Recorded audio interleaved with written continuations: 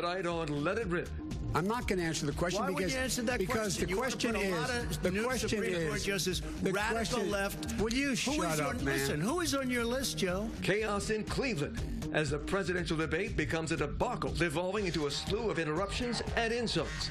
And the president takes heat for this response when asked to condemn white supremacy.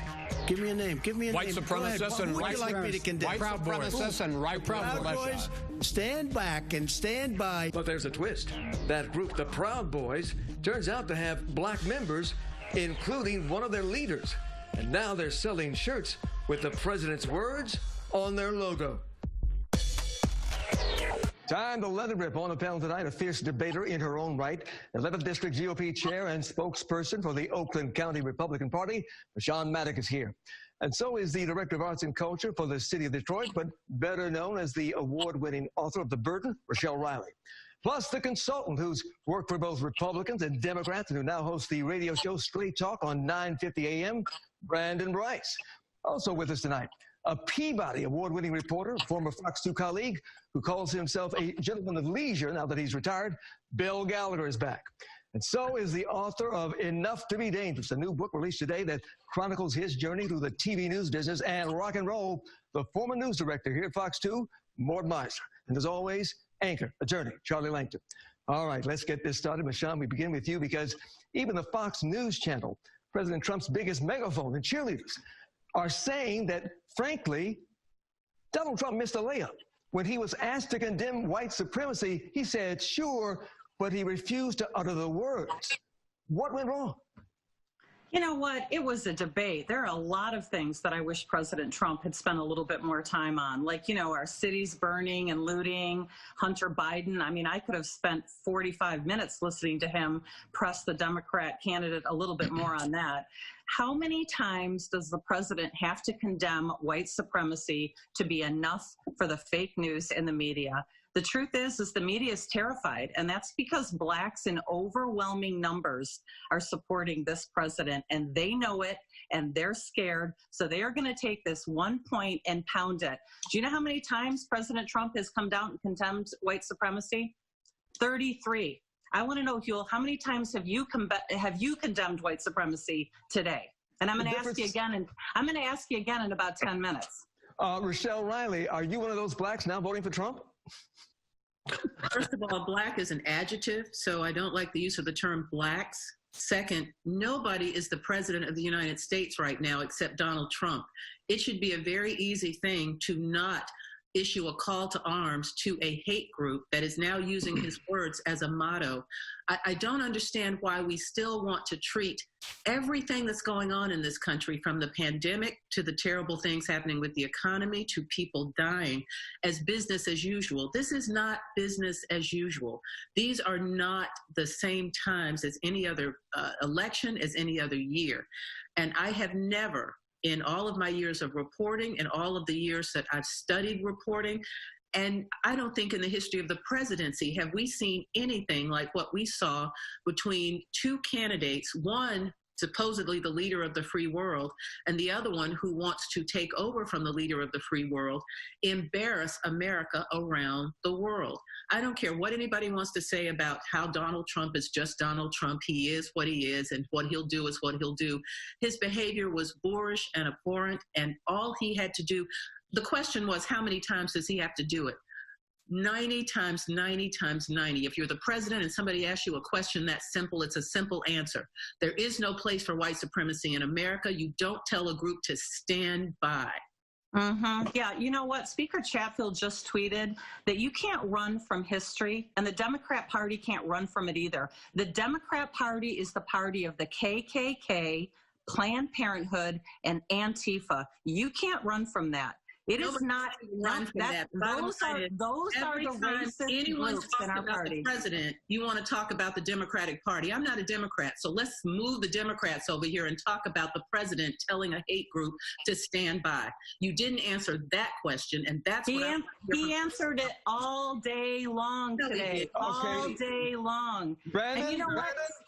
Listen, I'm not defending the Proud Boys, but they are led by an African-American Latino. That is the leader of the Proud Boys organization. So what? Brandon, let me bring you in here, too, because as a black man, when you heard the president last night, did you feel offended or did you feel supported? You know, Hugh, I watched the debate. What I felt most offended is I didn't hear much about the issues, you know, that thing that actually matters to most Americans. I can tell you, and I think we have to, you know, as conservatives, we've got to step up and say, the question was very simple. Do you support white supremacy? The question should have been, no, I do not. So I think the challenge is how is the White House going to paint that at a time when we're 30 days out from the election? Now, to that discredit, I think, you know, when we talk about that debate, very rarely did I hear about the issues like COVID and how we bringing back the economy. I didn't hear that day. And so I think the real losers, unfortunately, was the American people that night when neither talked about what was the plan to help bring us back from COVID and to also talk about, you know, what is the plan to move the economy forward. We didn't hear it that night. Bill Gallagher, you have covered debates like this for decades. What did you think when you saw what happened on that stage Tuesday night? I saw the President of the United States acting as a petulant 5-year-old brat. And that's an embarrassment for the nation and the country. It was just a disgraceful performance. He interrupted God knows how many times. He doesn't want to have a debate. He wants to digress and divide and tear this nation apart and stay away from the real issues. COVID, number one. History's going to write him up as the typhoid Mary of this COVID with the bad information that he has provided. He called it a hoax from the get-go. He's still playing politics with it. It's disgraceful. And I think that Biden probably stepped over the line a couple of times, but he was frustrated. You think? 10 questions. 10 questions. He was interrupted 10 times by Trump on simply asking or answering a question about health care. He was interrupted 10 times. That's all. That's Trump's little baby game. He's used to going to rallies where he just plays to his crowd, plays to the cult, and that's basically what it is. They don't care about the issues. They don't care about the issues. They care about the man. And they're cultists. Really? We don't care about the issues. Let me ask you this. No, you don't. So He's not a conservative. I let you talk. He's created monumental deficits, $1 trillion. He's for protectionist trade policies. That's not conservative. Yeah. Let me ask you this. Let me bring in Mort. Some people say, though, that frankly, Joe Biden didn't perform that well either. He stumbled over a few key points. He went down to the same level as Donald Trump, calling Trump Putin's puppet, a clown, telling him to shut up. Joe Biden was not exactly presidential either.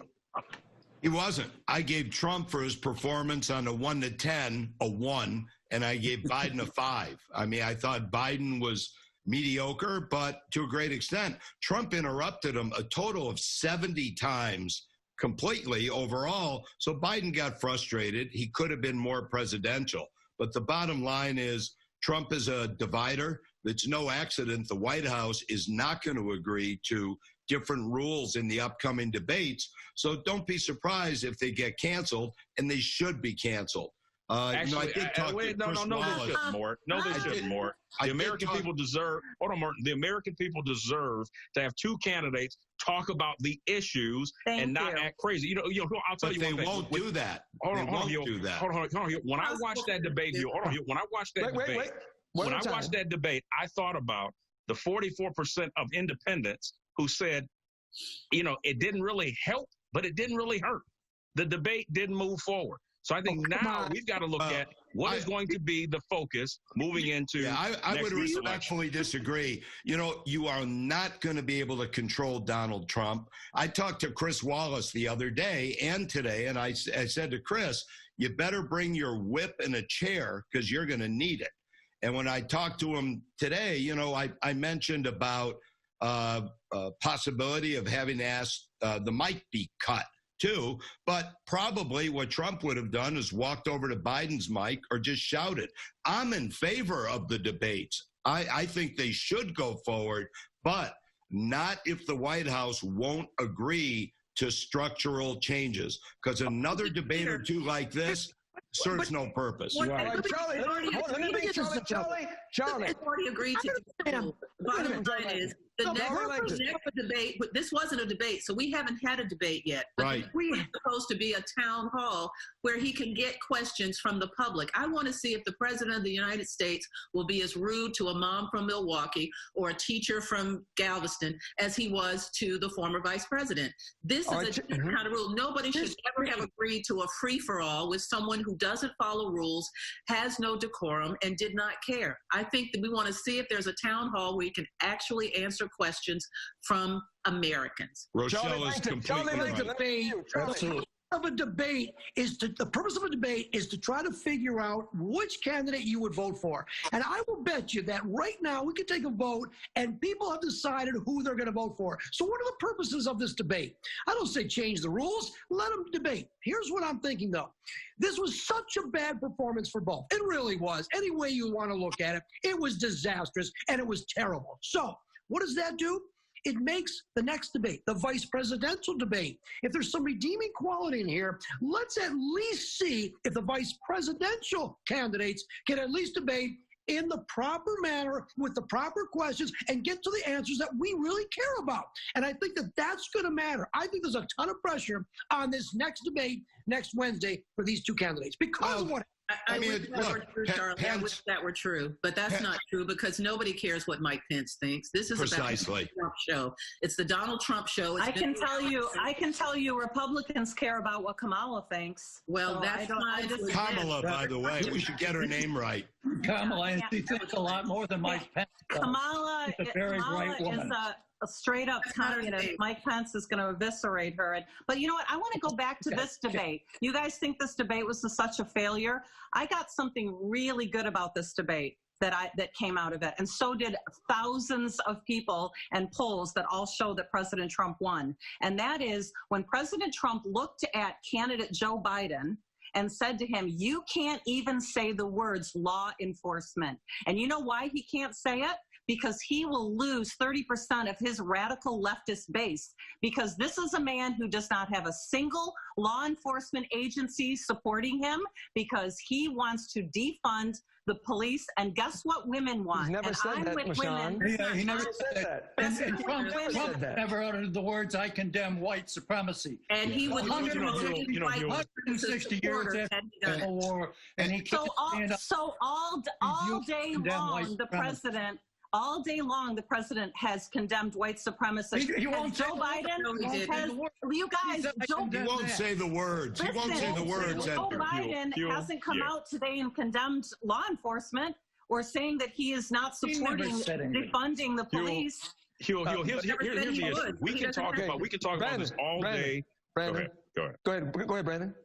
No, we can talk about, when the president said that he was against white supremacy and all that. The reality is 11 million people plus watched that, and he did not respond. Do you got anything else? Wait, he didn't respond. That's an issue. Now, hold on. Now, to move forward, the president actually had some good points on that night, but the challenge is we didn't get to see them because we were worried about two people talking over each other and Chris Wallace not being able to moderate and control the debate. So it was actually a downfall for the president where he had an opportunity on some points to show the difference that we are safer, possibly, under that Trump presidency. The American people don't know that because they couldn't hear and they couldn't listen to it. All right, panel, hold it right there. We are not done with this discussion.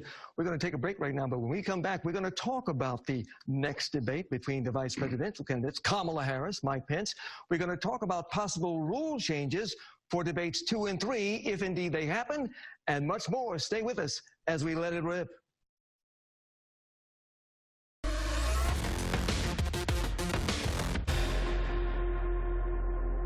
Welcome back to Let It Rip with a full panel tonight. We've got everybody from every perspective, but I want to begin this section with Mort Meisner, former news director, also now a news agent, but who had a chance to speak to Chris Wallace earlier today. And Mort, I know that Chris is getting a lot of criticism from both sides, but frankly, I believe he's being unfairly targeted. He had an impossible job at that debate, and I think he did as well as could be expected of anyone. I know because I have to manage egos like this all the time. Go ahead. Yeah, I agree. I've seen kindergartners behave better than Trump did. And the bottom line is, what more could he do other than, Mr. President, you and your team agreed to these rules? He wouldn't listen. Was you going to get up and smack him? And that's why he should have. The only thing I would have done is, if you continue to interrupt, we're going to cut your mic. But the other thing is, he might have walked over and seized Biden's mic, or he might have started, talking loudly without a mic. But the bottom line is, I think Chris did a commendable job under terrible, can't win circumstances. Well, let me tell you, he's taken unfair heat. The debate commission is proposing possibly a mute button for moderators in future debates. But as you said, I'm not so sure that would work. And if you press the button, how do you determine if maybe you cut off the camera as well? But does that work? And does the American public see something like that, Bill? Well, wait a minute. If you're a Democrat, being cheated around? No, you don't need a mute button. Keep them going. If you're a Democrat, let Trump talk.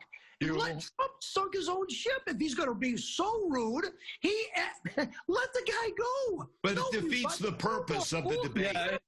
It plays in Trump's hands. It was more like big time rap. All they need to do is one at a time. All they need to do is bring Sandman from the Apollo. I mean, at the end of the day, this is. But the reality is this, Hugh. One of the things is, and I've been a moderator. I think Chris Wallace did the best he could do. The issue, though, is that moderators should not have opinions. And I think that's the thing, is that there are a couple times, where Chris kind of gave his opinion. That's not a moderator. Now, was it when did he give his opinion? When did he give his opinion? When? What? There are a couple times. What did he say? I don't agree. I don't think so. There were a couple times that his personal opinion became part of the. What were those opinions? That's not what a moderator does. I know we have more important things to talk about, so let me just tell you what they were. At one point, he said, "Well, here, Mr. President, this is a question you'll like." And then at one point with Biden, he said, Joe Biden said, "Well, I don't know what the question was," and Chris Wallace said, "Well, I don't either." Those are not things that are helpful when you've got that kind of tension going on. So let's move on to the more important thing about how do we get two men that people love, unfortunately, to talk about the issues. If they don't do something that's different from this free-for-all that they allowed, and I don't know why the commission thought that was a good idea, we will never hear the issues.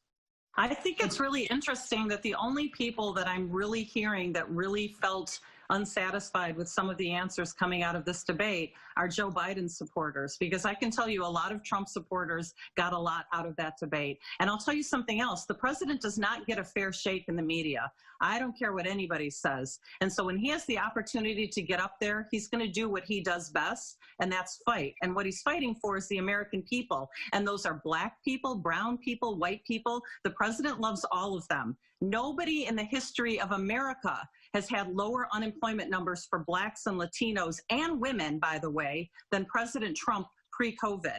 And I can tell you that I meet with women every single day in their homes. I was with 73 women last night on a patio, and I do it every single night. And these women, young, old, black, white, Asian, black, they love this president because they know that he is going to give them jobs. But more importantly, you know what women want right now?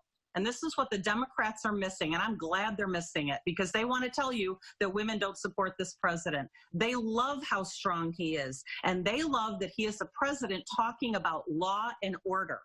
You know what? When they're going in and burning down the cities, they are not burning down. Who's they? Who is they? Do you mean they, the black people? Who's they? Antifa, Black Lives Matter. Oh, come on. They're not burning down white businesses. Listen, we appreciate it. You've had a soapbox for just a second. So let me tell you, if you're not talking to anybody except people who love Trump, of course that's all you're going to hear. But for the rest of America, people who are afraid right now, and let me tell you, black people, not blacks, but black people and women who also want law and order, who don't want a president who has done all of the things that he's done that you all push aside because, oh, yes, that's just who he is.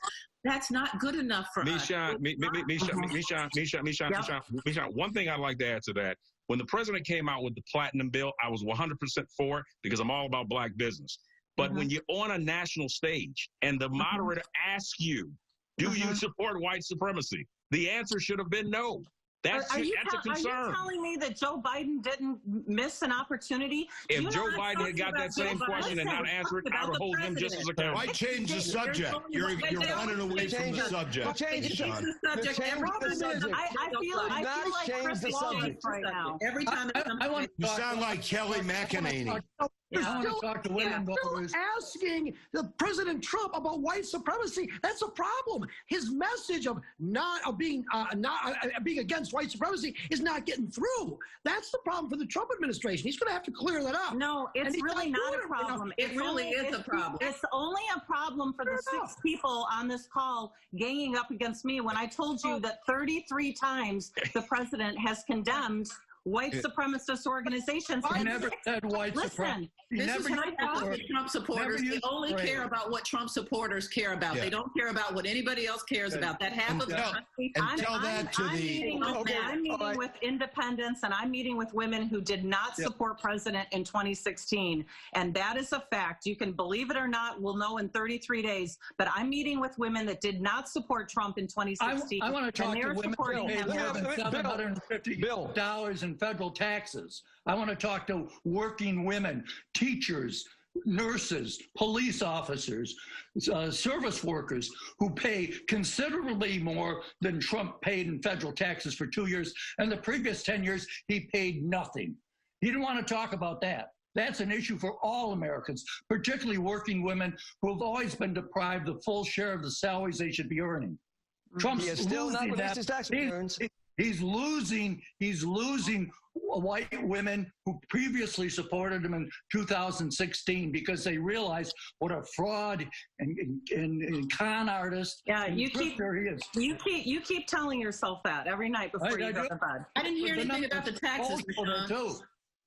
Yeah, 6 days ago, Trump issued an executive order declaring the KKK and Antifa a terrorist organization. That was 6 days ago. Are any of you talking about that right now? Did he hold a news conference? Did he come out and say, I'm against white supremacy? No, he didn't. He signed an order, and he went back and he said something that no one heard. If he's going to do those things, come on, man. Have you denounced white supremacists since we've been on the air?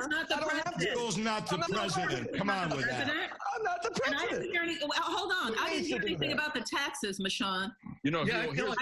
I am far less interested in a billionaire who became a politician's taxes than I am a man who for 47 years has been in Washington. He was a regular middle-class man who is now a multi-gazillionaire. His son made $57 million a month, way more. Of course, you're less concerned. You have no answer. I'm not interested in his tax return. The issue is when the president speaks. Hold on, guys. When the president speaks, the world listens. Thank you. And the problem is that whether we talk about the platinum bill, these are all good things that the administration has done. When we talk about supporting law enforcement, I support that. But when there's a simple question asked, and that's the response, that's concerning. All right. Biden's going to be president, but you'll never have to do it because they try to lump you into some other group. We running out of time. The whole time over. If we're going to be voting for Joe Biden, some people here, he's going to have to be a lot more strong about what is he going to do about COVID. Are we going to be wearing masks all the time, or when are we going to actually have a vaccine? What about law and order? I think Joe Biden's going to say, what's his plan for law and order? I mean, I'm hearing a lot of Trump bashing, and there may be some justification here, but I think Joe Biden. Are you kidding? Maybe we'll hear it in the next debate, Charlie. Maybe we'll hear it in the next debate. All right, let's hope so. Look, panel, we thank you for your comments and insights. Stay with us. More Let It Rip to come.